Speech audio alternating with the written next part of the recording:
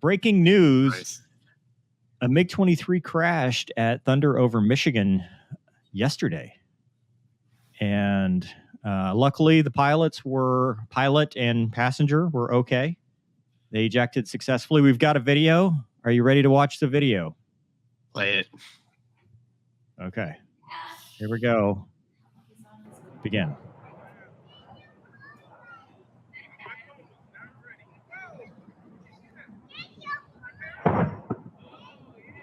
They landed in the lake.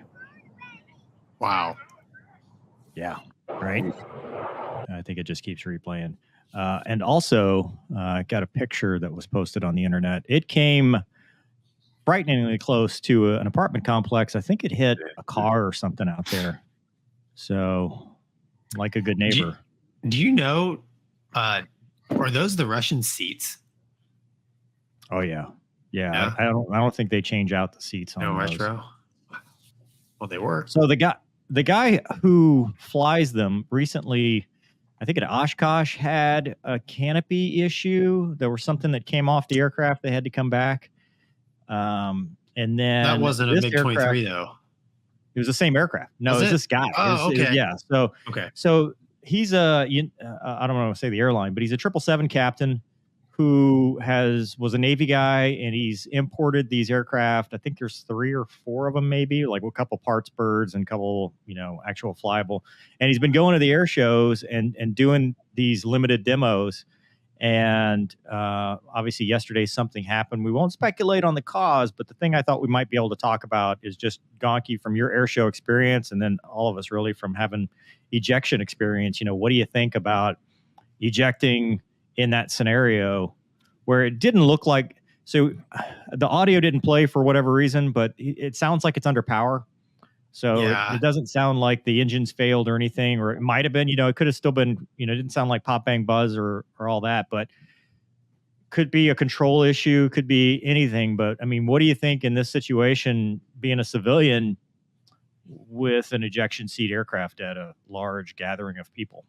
Yeah. So I mean, people always like to think that, he's stuck with the airplane and missed civilians. But to be honest, like these guys, like you said, had some sort of failure, loss of control, and they got out. They got out pretty early. I mean, you'd rather get out early than late, at any time. But anytime you're doing any kind of aerial demonstration, around crowds or over a town, it's the risk you take. People on the ground might get, like your picture there, that apartment building about got hit by that MiG-23. So, I mean, at the end of the day, when you're flying in an air show, you're kind of in your own little world, and the training kind of takes over. If something happens, you do what you have to do. But were you in the Navy when the Miramar thing happened? Yeah. They killed 3 generations of Koreans. Oh, that one, he ran out of gas. I was. I've flown with that guy. Actually, he's an exceptional pilot. That's the first thing that comes to mind, right? Is how lucky we are, fortunate we are that we're not talking about something more severe. And it's on the same token, not necessarily the same situation, but exactly. Civilians on the ground. You're exactly right. In his case, the airplane became unflyable, and it's pretty cut and dry what you have to do. And he ejected, and it just so happens his airplane crashed into a house and killed, like I said, there's a grandma, a baby, and then the mother. Killed them all there at the house. So, like you said, thank God nobody was hurt in this one, especially being an air show. A lot of people outside looking, but it's flying machines break sometimes, unfortunately. Yeah, Deuce, what do you think, man? You've done a lot of around urban areas flying ejection seat aircraft. What's your take on this?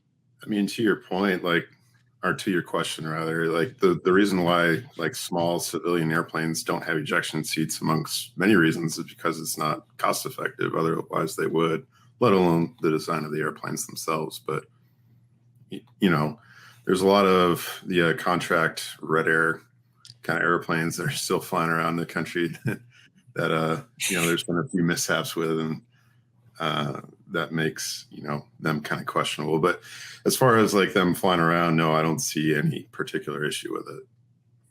Yeah, that's a good point too. Is, you know, one of the fatal mishaps, they actually said that he was avoiding a populated area, you know, but of course that's usually said when any kind of, you know, when they write it in, you know, there's a lot of always the assumption that that happens.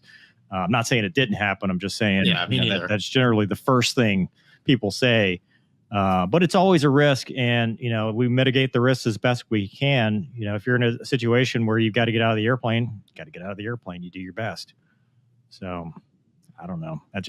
I feel bad for the dude, because you don't want to be involved in a situation where, you know, the FAA then comes in and says, we don't want to do this anymore. Or, you know, we come, because like the B-17 thing, you know, I mean, right. That's essentially what happened in Dallas, where, you know, we start getting in these situations where, you know, now we start talking, do we really want to keep doing this? And I don't like that, because I think that just because something happens, it's a one-off. It doesn't necessarily indicate what's going to happen every other time. Well, they do have, so they have like show lines, you know, so like there's certain routes or flight paths that you should take across the crowd, you know, to help minimize any chance of, you know, something bad happening if you lose control of the airplane. But I mean, you can only do so much. Yeah.